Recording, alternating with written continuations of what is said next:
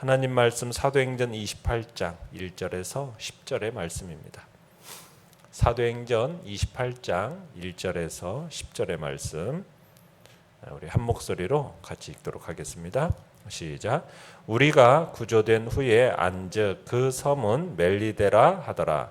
비가 오고 날이 참에 원주민들이 우리에게 특별한 동정을 하여 불을 피워 우리를 다 영접하더라. 바울이 나무 한 묶음을 거두어 불에 넣으니 뜨거움으로 말미암아 독사가 나와 그 손을 물고 있는지라.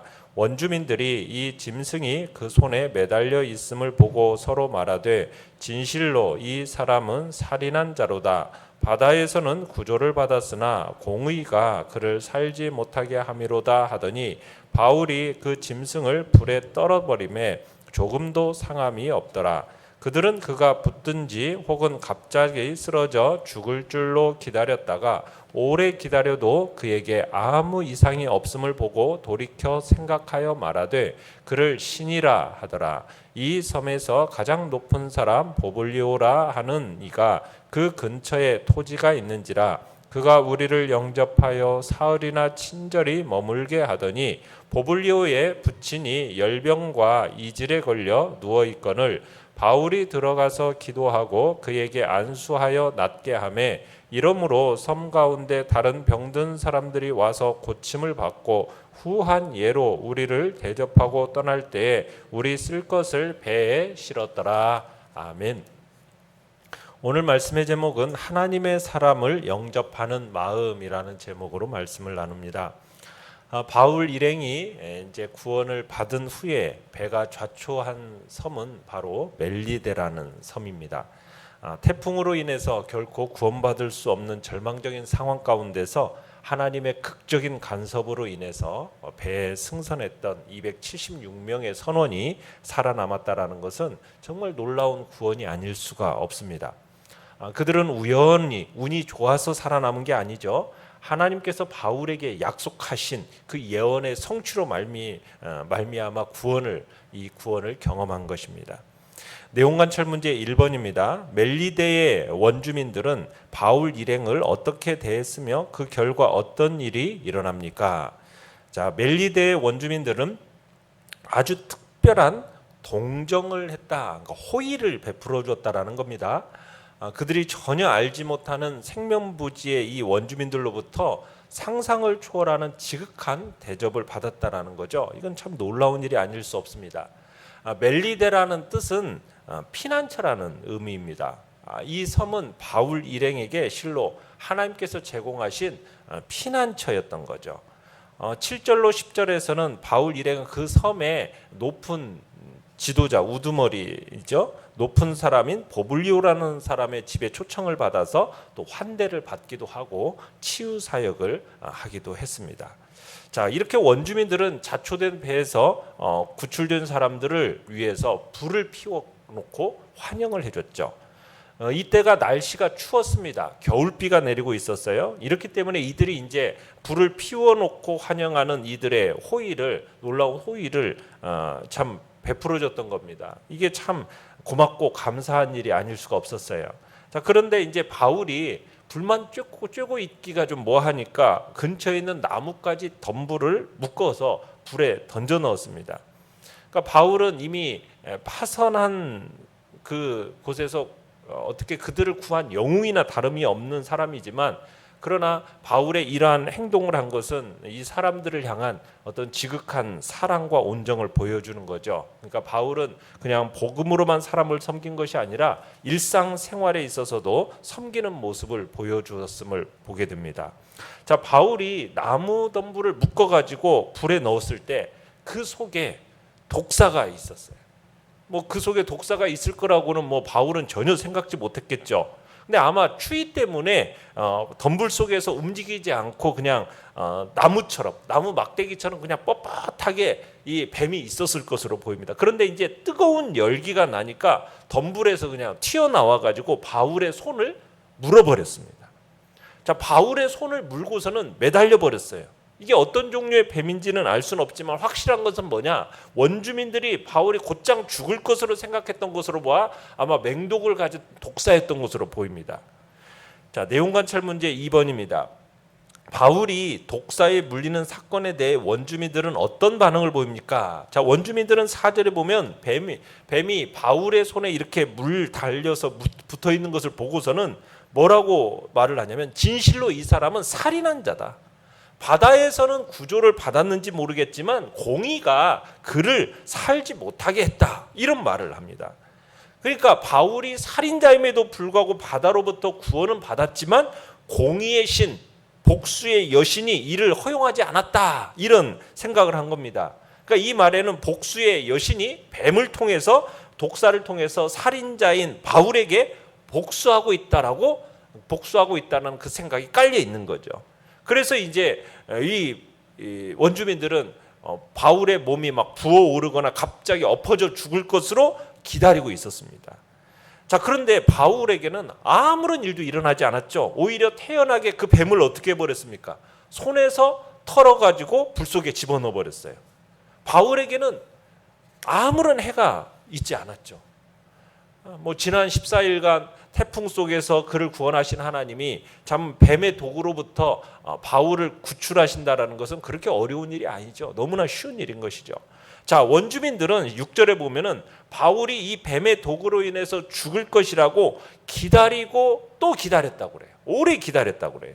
여기서 기다림이라는 단어를 2번에 걸쳐 기록한 것으로 볼 때 그 기다림이 얼마나 진지하고 간절했는지를 보여주고 있습니다.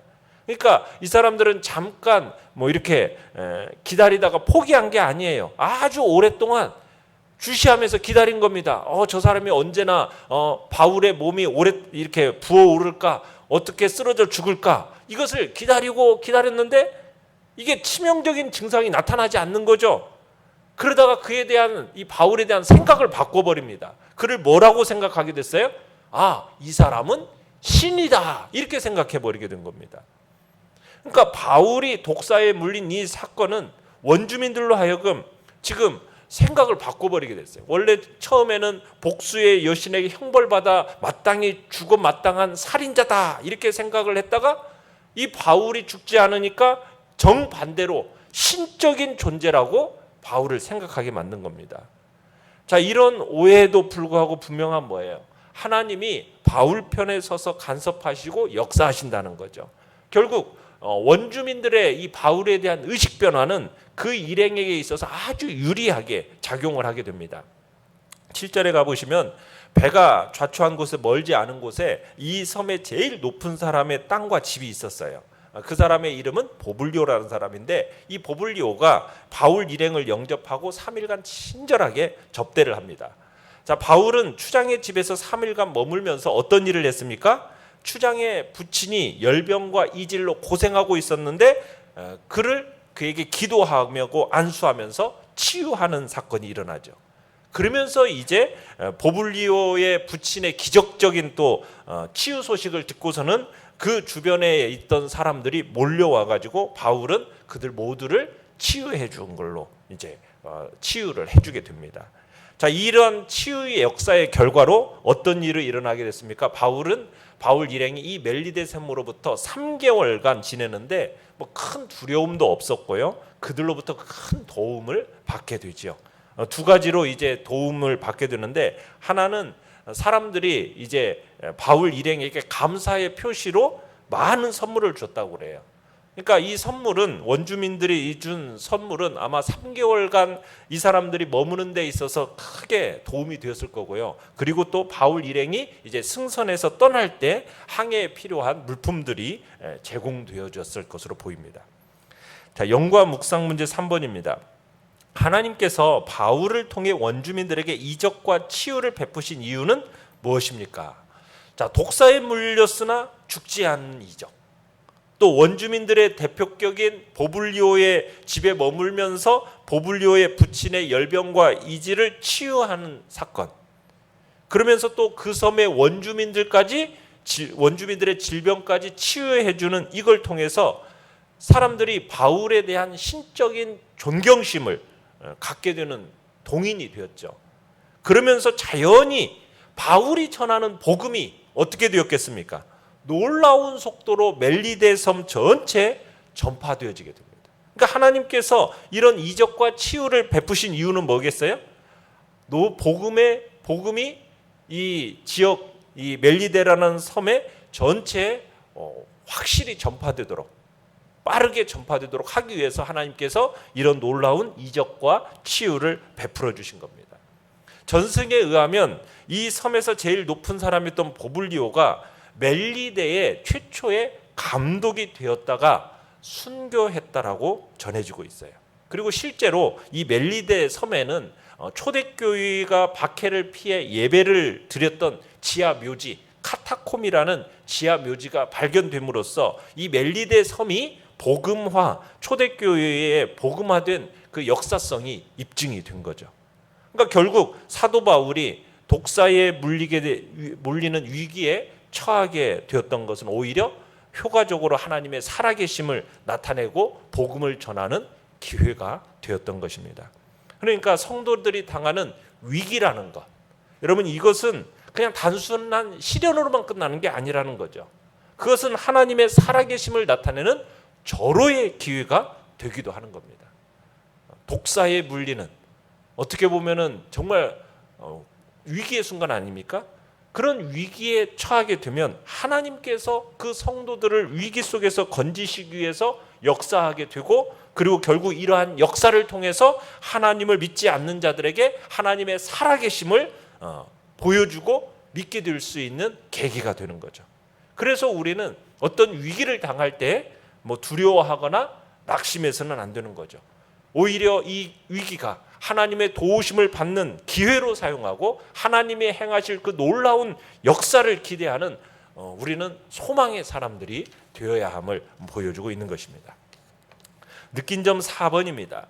하나님의 사람을 영접한 원주민들이 이적과 치유를 경험한 사건에서 무엇을 느낍니까? 자, 하나님의 사람을 영접한 원주민들, 이들에게는 특별한 일이 일어나게 되지요. 그죠? 바울이 독사에 물렸지만 아무런 영향도 받지 않아서 그런 이적을 보게 하시고, 그걸 통해서 바울을 보통 사람이 아니다라는 것을 알게 하시고, 그리고서는 아직 하나님에 대해서 알지 못하니까 바울을 그냥 신이라고 생각을 했었는데, 하나님께서는 이들의 대표 보블리오라는 사람이 바울 일행을 영접하게 하죠. 그리고 보블리오가 바울 일행을 영접하고 거기다가 친절하게 사흘씩이나 자신의 집에 이렇게 유숙할 수 있도록 배려를 해줘요. 그럼 보블리오라는 사람은 이 낯선 이방인들에게 친절하게 이 사흘씩이나 유숙하게 한 이유가 뭐 때문이었겠어요? 그게 아마 자기의 부친이 열병과 이질로 인해서 지금 투병 중이었기 때문일 겁니다. 왜? 이 낯선 사람이 독사에 물렸는데 조금도 상하지 않았다라는 거예요. 이 소문이 이 사람에게 들렸던 거죠. 그러니까 이 보블리오라는 사람이 이 바울이라는 사람이 범상치 않은 사람이다라는 것을 그런 인물로 여겼던 것이고, 그리고 그가 부친을 치료해 줄 수도 있을 것이라는 희망을 가지고 바울 일행을 보블리오의 집으로 초대를 했던 거죠. 그러니까 보블리오는 이 바울 일행을 어떻게 여긴 겁니까? 하늘에서 보내주신 어떤 특별한 사람이라고 여겼던 거죠. 그리고는 보블리오가 바울 일행을 그렇게 지극정성으로 영접했던 것입니다. 그러면서 이제 그의 보블리오의 부친을 친히 낫게 해주시고, 그 다음에 섬에 있던 다른 병자들도 치유되는 이적을 일으키면서 참 놀라운 역사가 일어나게 되는 거죠. 그러니까 바울은 유대인들로부터는 배척을 받았어요. 그렇지만 전혀 하나님을 알지 못하는 이들에게는 오히려 참 이 멜리데 원주민들로부터는 영접을 받은 겁니다. 그러니까 하나님의 권능은 어디에서 나타나는 겁니까? 바로 하나님의 사람을 영접하는 사람들에게서 나타난다라는 것, 하나님의 권능이 임한다라는 것을 우리는 이 사실에서 느끼는 거죠. 그러니까 우리 주위에도 하나님께서 보내신 사람들이 있어요. 그러면은 내가 그 사람을 영접함에 의해서 하나님의 권능을 또한 우리가 경험하게 되는 거죠. 그래서 우리 주위에서 하나님이 보내신 사람이라고 여기면서 내가 그들을 또한 어떻게 돌봐볼지, 그것을 내가 묵상하고 그리고 그들을 잘 섬기는 그런 실천의 자리에 우리가 있기를 바랍니다. 결단과 적용 5번입니다. 나는 주위 사람, 특별히 어려움에 처한 사람들을 어떻게 대하고 있습니까? 그들에게 오늘 어떤 친절을 베풀겠습니까? 우리가 어떻게 보면 특별한 어려움에 처한 사람이 오히려 우리는 그를 예수님처럼 여기고 그를 섬기며 나아갈 때 그게 바로 주님을 섬기는 방법이다라고 우리 주님이 말씀해 주셨죠. 오늘도 우리의 삶 속에 다가오는 이들을 참으로 선한 마음으로 영접하고 친절하게 베푸는 복된 자리에 우리가 있기를 바랍니다. 오늘의 기도 같이 읽겠습니다. 시작. 내게 보내신 사람들을 돌보고 영접하는 선한 마음을 주소서. 아멘. 말씀을 생각하면서 기도하시고요. 연약한 우리의 지체들을 위해서 기도해 주시며 이 코로나 사태로부터 주의 백성들을 지켜보호하여 주시고 우리의 예배를 또한 지키시고 또 이 모든 환경들이 주의 은혜 안에서 또 선하게 이루어져 갈 수 있도록 기도해 주시며 우크라이나 땅을 위해서도 기도해 주시기 바랍니다. 주여, 우리 세 번 부르짖며 나아갑니다.